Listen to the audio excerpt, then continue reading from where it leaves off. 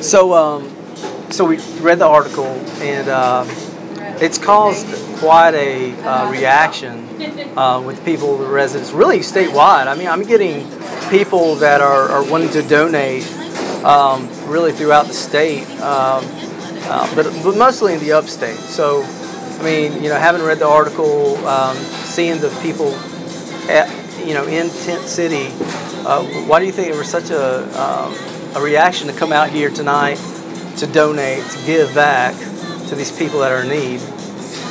Well, I kind of looked at it like I was entertaining the angels. You never know. And there's so many times that people will give money to organizations, but they can't really participate themselves, and they don't even know if it's really going to what it needs. It could be going to administrative rather than the people themselves. And this was an opportunity to be able to come and bring the things, know that everything we brought and donated was going to go directly to the people, and that they really were going to be helped. And it sounded like a lot of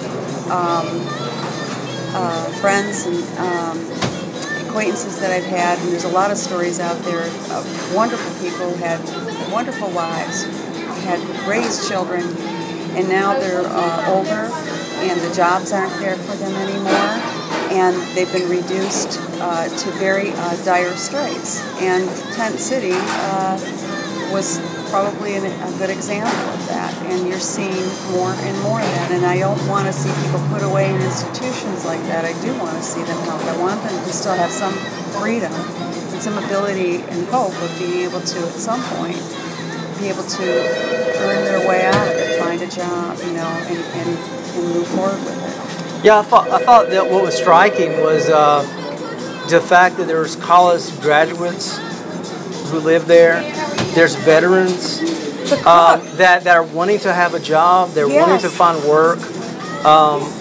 And I've also found today that many, just talked to a young lady who said that her parents at one time were homeless. Yes. But it's kind of like before the grace of God go I. And I know that that's such a very real truth. And when I read about the woman who loved to read, I love to read, my heart went out. My family has a restaurant, and we're always kind of looking for cooks. And here you were talking about a veteran who was a cook. And the other thing is that I really feel that this country owes the veterans so much. And there shouldn't be one veteran who needs to look for a job or is in a tent city ever. They offered their life for me. They didn't even know me, to maintain something. And my gratitude and I have love, deep love for that kind of righteousness and purity of soul and purpose. And that's what a lot of those people you were describing in that article were. That's what came through. I know a lot of the young people probably never have to really struggle with, hypothermia, hunger, but it's just hearing the stories. These are people that are living in tarps, and it's just moving to know that you guys came out here and donated, things to help them just with the basic needs like warmth. I was grateful that there was someone like Scott who actually sought out, told the story. I think if more people would like him, could see something like this, and could see that there's lots of people just like me. We're just waiting to hear that story, or just waiting to find that they can do something, they can contribute to, that they can be a part of something that's better and built. I think that's what the foundation of, the people of this country is about. And I thought that was a great thing, because no one told you guys to do this. This was the community coming together and helping each other. Yeah. I think that's that's and of how course it really this is, happens. I'm hearing Christmas music in the background. Yeah. This is what it's really about, is helping other people in the community. And 365 days a year, and any opportunity to be able to do it. And I think I always feel better when I can find myself in a position where I can do that. So this was just one time that, and I love Scott for this. I love the fact that he was out there for us, because he's our eyes and ears. And there's, there's a lot of people just like me, who don't see it, who are in a way protected from it, basically because they're working and their daily lives are so busy. And then he can bring this, to our attention, and we can get out there. Absolutely, and really, many Americans are just one paycheck away from maybe having to go to Tent City. I know people personally who are really looking for a home, but it's just great that you were able to help, residents out there. I know the 150 people in Tent City really greatly appreciate what you're doing. Well, you know what? I just want them to be okay. They're just people like me. I just want them to know that people do think about them. I don't know them personally, but I feel them. We've traveled the world, and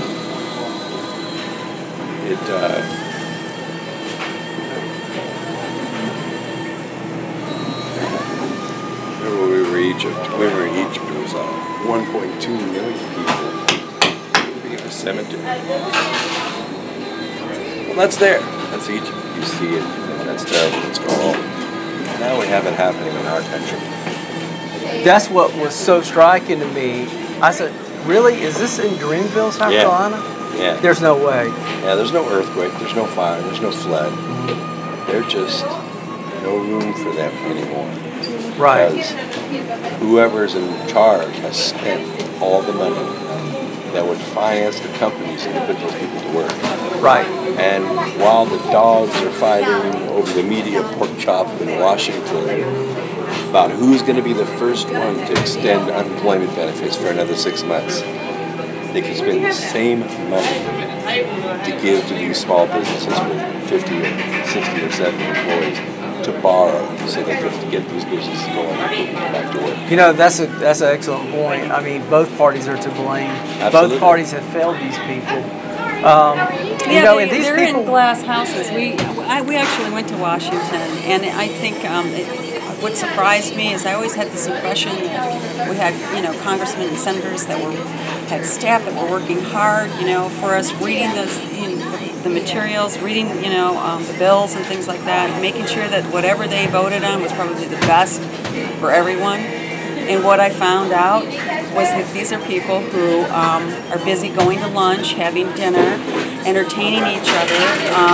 Their secretaries or eating crackers and chewing gum and waiting to see if somebody makes a vote. They're pretty much about interfacing with you just to get you out of the way. Okay, we listen to you to make it look like, we're hearing what you're saying.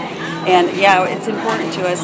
But then we watch them turn around and do the same thing, and there's such a disconnect from the people who go to Washington. I think that we ought to keep our congressmen and senators home. I think we ought to make sure that we take them out to dinner and they then talk turkey with them, once a week or twice a week or every night of the week, so that they can see what the real people and the effect they're having on all of us. And they don't.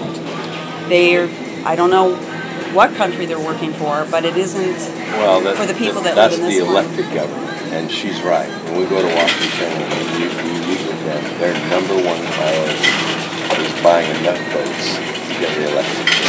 But there's a whole nother government that is not elected. They're bureaucracy. They tax us, they fine us, they regulate us, they confiscate our goods, and we have no representation in that government. Right. For example, we're in a small business right now. I'm sure the owner would love to hire some of those people, but because of regulation, because of the government coming in, interfering, how they run their business, it prevents good business owners from hiring the cook, for example, the veteran that wants to cook. What's the solution? Well, I think probably voting everybody out that's in there right now. Okay, no, every time. Don't let anybody stay in whether they want to or not, or even if they did a great job. great. We'll reward them. We'll say, terrific. We're glad. We need a whole new set of people in there who don't know enough to mess it up, but do know enough to try to do and look at what they're looking at and at least get this one thing right, rather than perpetuate a good old boy network and a history that's entangled in chaos and entropy. What's your name again? Robin. Robin. First name? Brooks. Brooks. Okay. Thanks so much for your time. This will be for benswan.com, which is a national blog. So the Greenville Post is more of a local, but I think this story needs to go national.